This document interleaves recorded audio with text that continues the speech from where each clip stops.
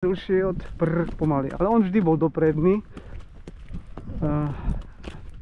ako keď sa nebal,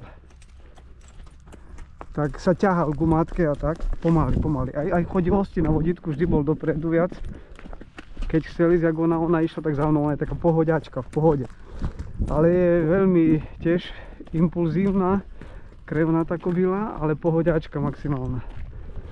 Tak treba to s Božou pomocou robiť, takže by to, no a on ide, už prešiel ten tunel, ak nešli tuto, že teraz nemá problém, už ho vníma, už na neho pozerá, už ho vníma, čo sa deje, hej, vníma, poď, nozdry, aj nozdrami reaguje, poď, neboj, poď, už si ho prešiel ráno, poď,